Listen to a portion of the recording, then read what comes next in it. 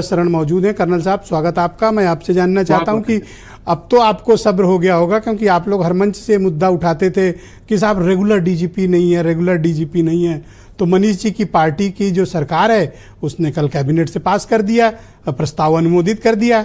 अब क्या तकलीफ आपको? ब्रजेश जी, शनि की 7.5 समझते हैं आप? अब लगी होगी तो भाई साहब उसके दुष्परिणाम भोग लिए होंगे, पता नहीं चला। अपनी बताओ। हम लोगों के जो संस्कार हैं जी, उसमें एक 7.5 बोलते हैं, वो भी शनि की। और बाई चांस योगी जी को 7.5 साल लगे सरकार चलाने में और ये समझने में कि वो इस तरीके से कैबिनेट में एक प्रस्ताव, वैसे टोकना नहीं चाहता, लेकिन क्या ज्योतिष वगैरह का काम भी शुरू किया है? मुक्ति पा सकते हैं जी। वैसे मैं टोकना नहीं चाहता था, लेकिन क्या ज्योतिष वगैरह का काम भी साथ में आजकल साइड में? ये सब तो चलना चाहिए। आजकल ये लोग इसी पे सरकारें बनाते हैं। अच्छा, ठीक है जी। ये लोग इसी पे सरकारें बनाते हैं, तो 7.5 इनके ऊपर ही असर ज्यादा करती होगी। हम लोग तो जमीन पे काम करने वाले हैं। और इनके 7.5 में समाजवादी बैठे हुए हैं, क्योंकि इनसे आप कोई भी सवाल पूछें तो ये सबसे पहले 2012, 17, 2003 से 2005, 2089 से 2091 इन सरकारों के फैसलों को याद दिलाने लगते हैं।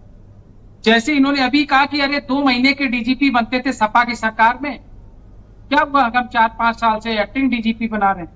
मेरा तो सवाल ये है कि वर्तमान में नॉर्मल स्थितियां नहीं है। 10 दिन के बाद यहाँ पर 10 बहुत बड़ा उपचुनाव है 10 सीटों पर, और जिस तरीके से परिदृश्य में बातें हो रही हैं, सभी जानते हैं कि योगी जी को स्पष्ट मिला हुआ है निर्देश कि इन 10 चुनावों से यह तय होगा कि वो लखनऊ में रहेंगे या गोरखपुर जाएंगे। इसको हम स्वीकार कर लेना चाहिए, इसमें कोई संकोच की बात नहीं है।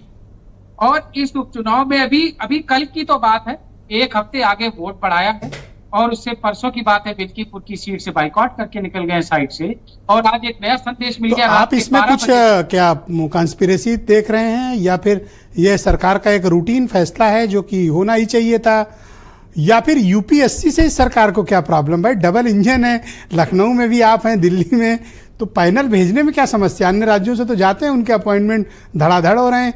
यूपी का कुछ तो फंसा है दिल्ली में, मैं चाहे थोड़ा सा फंसा हो, फंसा जरूर है। आपने बिल्कुल सही पकड़ लिया। इसीलिए मैं कॉन्स्पिरेसी से सहमत नहीं हूं। ये लाचारी है, और इतनी ज्यादा लाचारी है कि इस उपचुनाव पे सब कुछ स्टेज पे है इस समय मुख्यमंत्री जी का।